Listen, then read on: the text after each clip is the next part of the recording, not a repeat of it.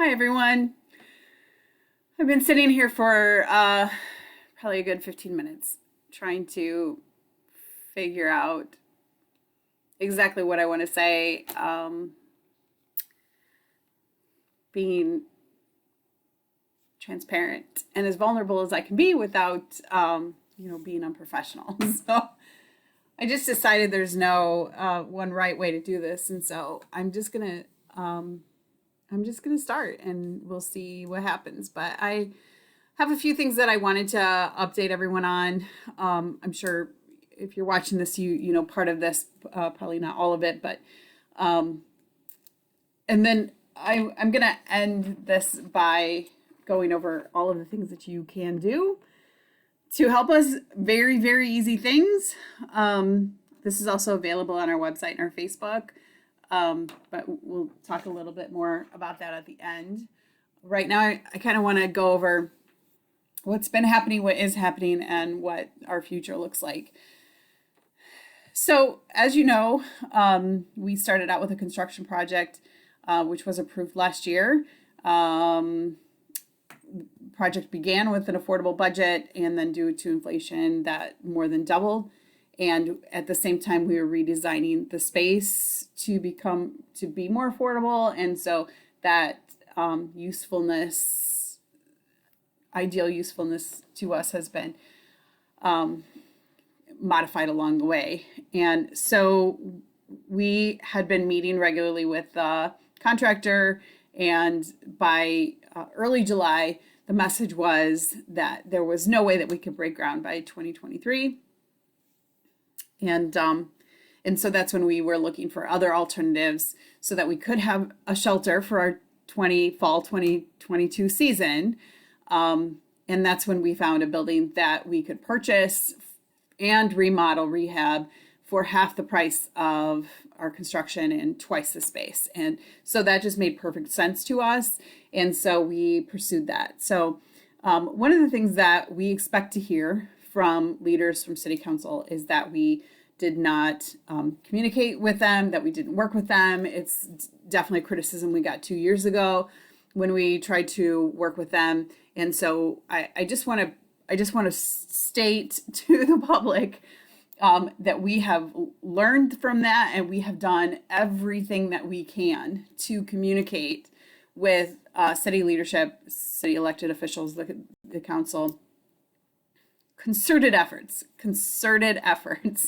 And so just in a nutshell, before we even move forward with announcing, moving forward with, hey, can we look at a contract type of thing, there were several emails between myself and the city leadership letting them know that we were in trouble and that I was begging for assistance, begging for help, begging for if they had any ideas of what we could do, of where we could shelter until we could get this figured out, hoping that maybe they had some ideas or some context of where we could maybe make that happen for this fall, and got no assistance in return. So I will give credit to those individuals we were emailing that, they were kind and, we're giving some encouragement and thank you for the updates, but no assistance. So when we found this property, I emailed them and I said, hey, we found this property. Really want to get your feedback on, is this a site that is going to have trouble? Is this a site that we're going to not be able to get approved? Because if that's the case, then I don't want to move forward with it. And was assured that they would talk to the alderman, specifically the Fourth Ward alderman, and get their feedback. And a week later, they had not made contact with Fourth Ward alderman, and so we made contact with them. And those initial conversations were conversation. I spoke to one of the Fourth Ward aldermen, and he said that he would look into it and he would vote the way his constituents wanted him to vote. And we were never able to reach I was never able to reach the other Fourth Ward alderman through phone or through email. So, having heard nothing to say, no, this is not going to work, or I have serious concerns, that's when we went forward with a contract contingent on city council approval and applying for the permits. So since then, we have called every alderman, only been able to reach and speak to 5 of them. And I have emailed every single alderman with all of these details and received 0 emails in response. So I just want everyone to know that, like I said, we've been making concerted efforts on the front end to try to be informative, try to get those concerns out at the beginning, and we have not been successful at that.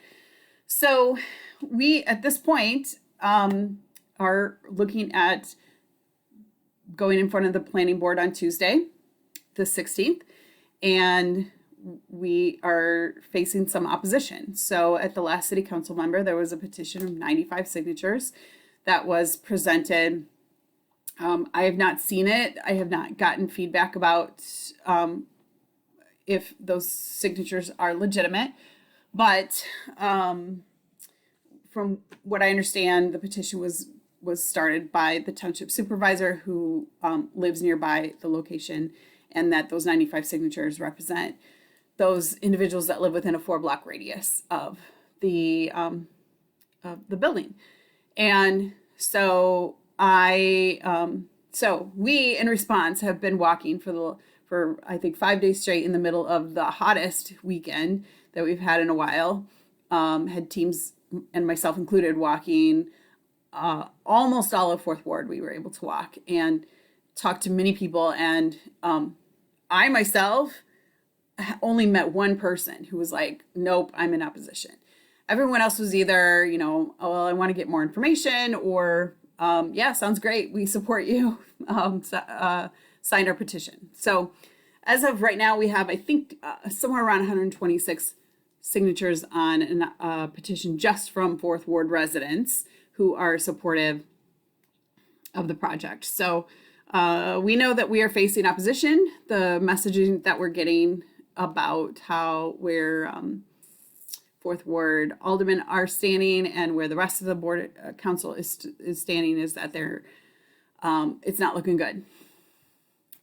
So our message is that we hate that there are people out there who aren't happy with us.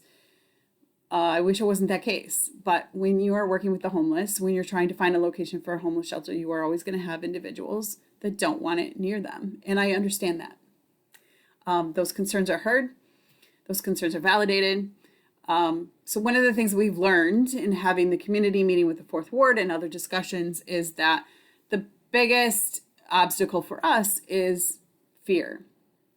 And I have to admit that it is an oversight on my part typically, because I'm so used to the population, the people that we serve. I'm with them all the time during our shelter season, that I don't recognize that the average person doesn't know who they are. They don't know their stories. They don't know what they look like. And so it's easy to just attribute the people coming to the homeless shelter are the same ones that are scary on the news, or the same ones that I've seen in a movie that are scary, or they're the same ones who are causing havoc downtown. They're the ones we see on Warrant Wednesday. They're the bad guys. And the truth is that that is not the population that we serve.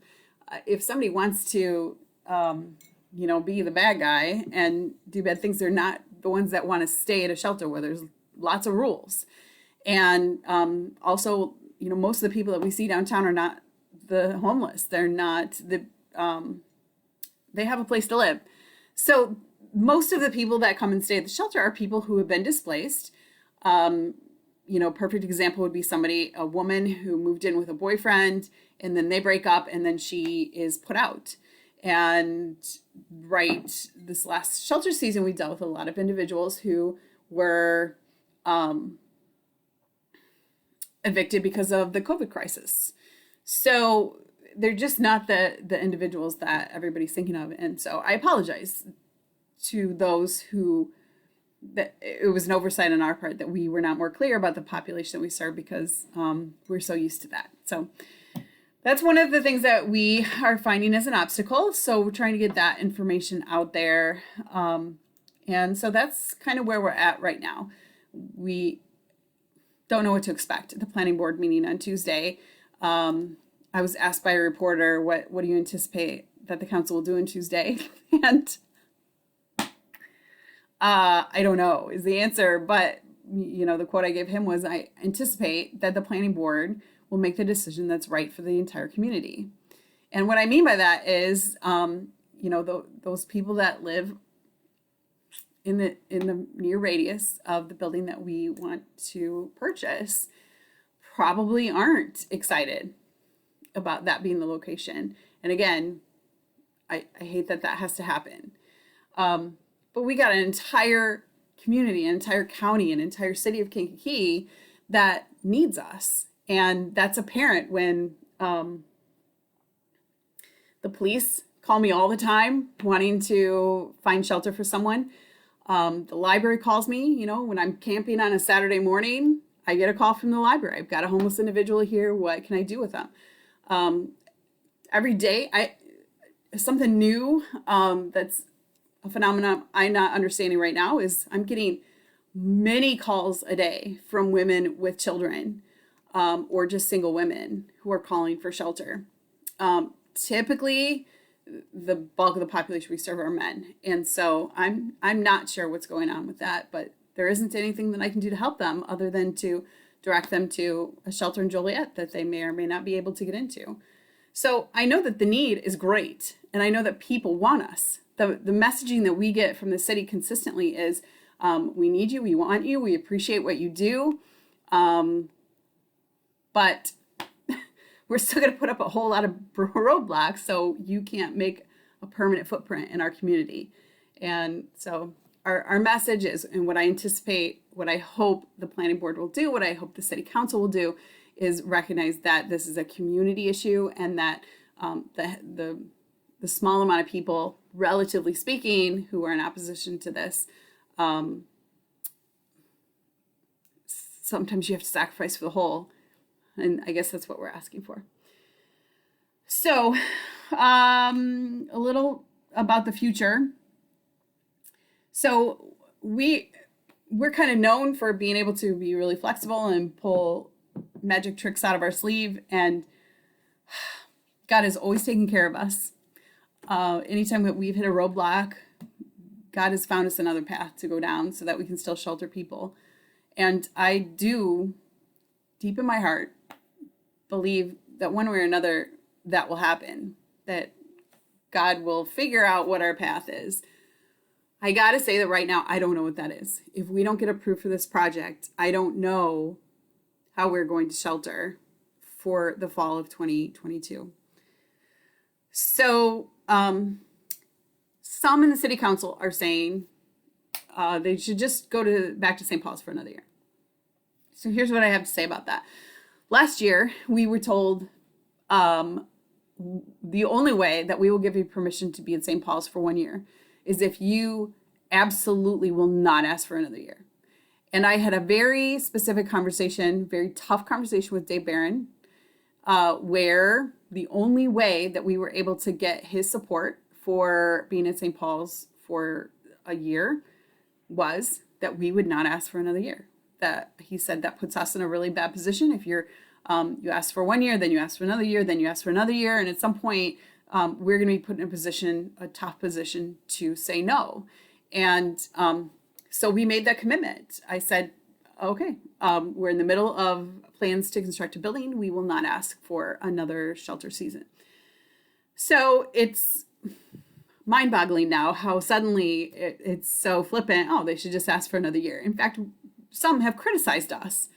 Why didn't they ask for another year? And so what I realize is that we're going to be criticized either way. We'll be criticized if we don't ask. We'll be criticized if we do ask. And so that's kind of what we're facing in many different ways, that we're going to be criticized one way or the other. And that is incredibly disheartening. It's incredibly overwhelming. It's incredibly frustrating that we're facing that kind of opposition. I don't see that.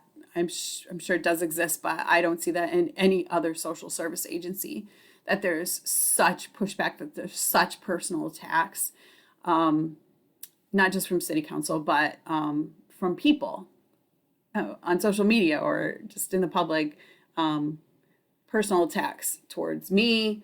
I'm just an employee. I may have founded the organization, but I'm an employee. I have a board of 7 wonderful people who own the company. They direct the company. I'm just employed. So, I'm not doing this for tax shelter. I don't even know how to do that. I don't even know what it is. So if you're, out there saying that I am just doing this for tax shelter, my question would be, how do you know? What do you know about tax sheltering? Because I don't know anything about that.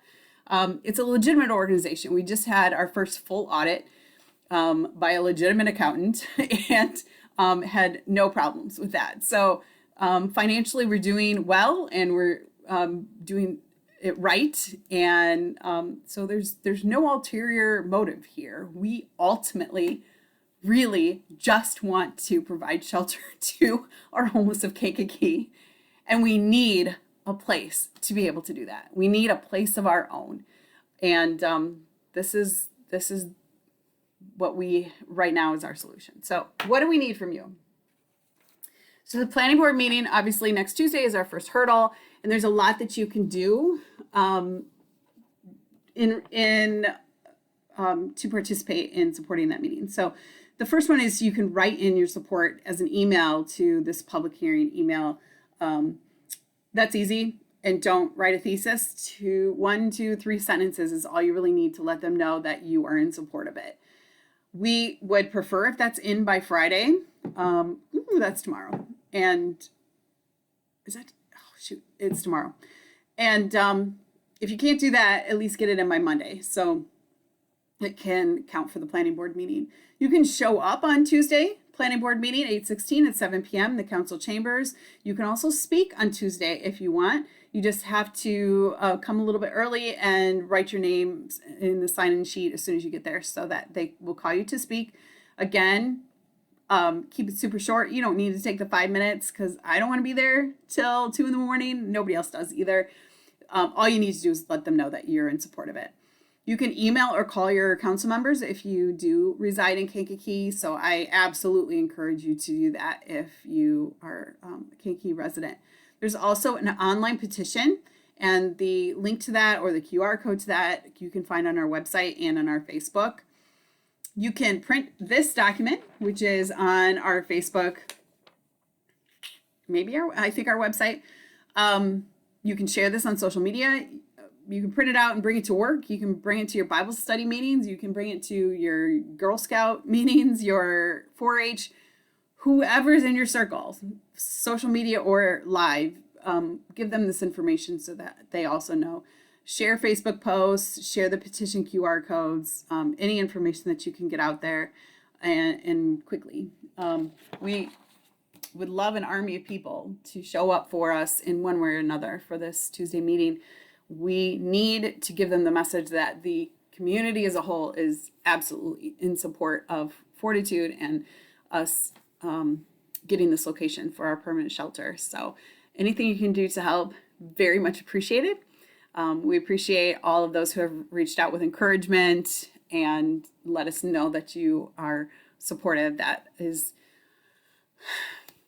truly getting me through. Besides Jesus just scaring me, that's what's getting me through right now, because this is tough. This is tough. So appreciate all that. Okay, I'm going to get off and stop rambling, and want to thank you again for listening and for sharing.